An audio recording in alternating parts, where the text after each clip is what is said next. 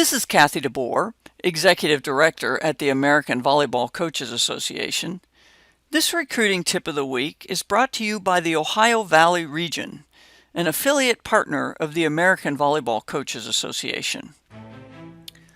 This recruiting tip of the week deals with an issue that is unique to NCAA Division I.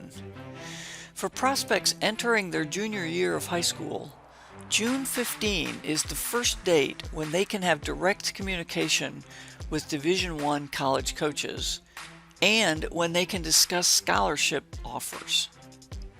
In normal years, this communication could be by phone, in person, or at a camp. But this year, due to the COVID-19 pandemic, the Division I recruiting dead period has been extended all the way to July 31. So the communication can only be by phone, Zoom, or text. That is, there is no face-to-face recruiting on or off campus allowed in Division I until at least August 1. For Division II and Division III, the NAIA and two-year colleges, a prospect should consult with the coach of a specific program on what is open and allowed in the school's geographic area. We have spoken frequently with Dan Tudor, a consultant to college coaches, and asked him for his advice to prospects. We spoke with him again in late May and asked what he would tell a prospect and her parents about the first phone call they can have with a Division I college coach. I think, first of all, colleges and college coaches are contacting students to gauge interest and to figure out where they start with the process. And that's where most of our work is studying that process through the college coach's eyes. If we flip it around, I think there's not much difference from the student athlete. The student athlete, I'm an advocate for them taking charge of their process and understanding where they stand with a college coach who's contacting them. So it's one thing to get a call. Are you one of their top 4 or 5 prospects that are being prioritized in that call period, or are they calling 50 other kids? That doesn't mean if on that extreme, if they're calling a lot of other athletes, a lot of other players for their program, it doesn't mean that you're not a strong consideration. But I think it's important for the athlete to understand here's where we are in the mix. And then just like coaches are trying to move the process forward as quickly as possible, I think the student athlete needs to realize that this is a competitive situation for them too. This is a competition. There's a limited amount of time that they have to make their decision. So the more questions that they ask at the start, the more understanding that they get of where they stand with that particular program, that particular coach, I think is to their advantage because they need to figure out what they need to do. So we're always an advocate for coaches to control the process and sort of move it forward on their timeline. If we're talking to the student athlete, this is your playing career. This is your college experience. To sit back and wait for somebody else to do something and to tell you what to do next, when maybe you could tell that coach, look, here's where my timeline is. Here's what I'm looking at.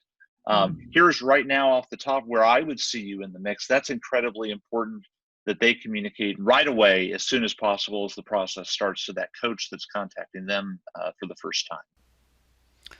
We asked Dan for his advice if a player doesn't hear from the schools they are most interested in.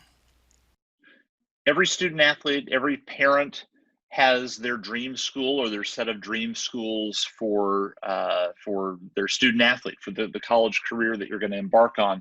Usually that's somebody that you've grown up watching, you admire the coach, you like the team, the size of the school, the type of the school.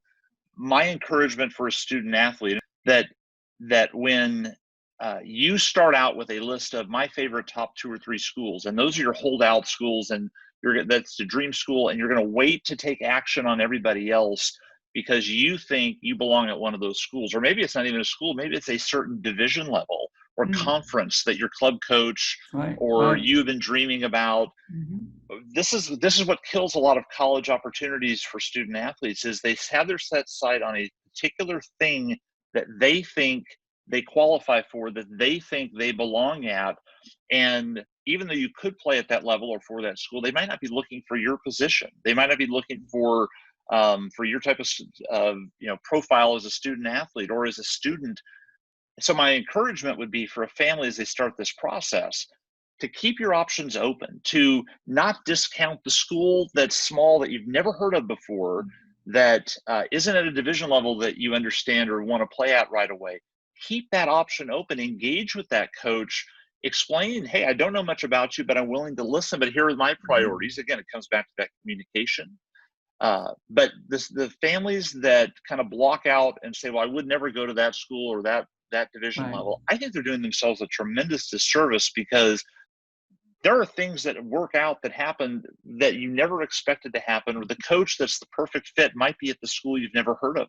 You need to give that a chance if you're that student athlete looking for the opportunity to play in college, because I have to tell you, the NAIA and Division III programs that we work with, they're just that much from a talent standpoint, they're that much below D2, sometimes D1. So volleyball, there is so much talent out there. There is so much good volleyball talent on the court that you have to understand, you're competing not only with kids that in your specific region, you're competing across the country. And we see a lot of families make the mistake, I think, of assuming that, well, I'm going to go to this school because that's my dream school, or the club coach said they were going to be at this tournament and they saw me. Don't do that. You want as many possibilities as you can have in the process, going deep into the process. So at the end, you get to choose which one is the best for you. And it might surprise families which one ends up being the number one choice if they give it a shot.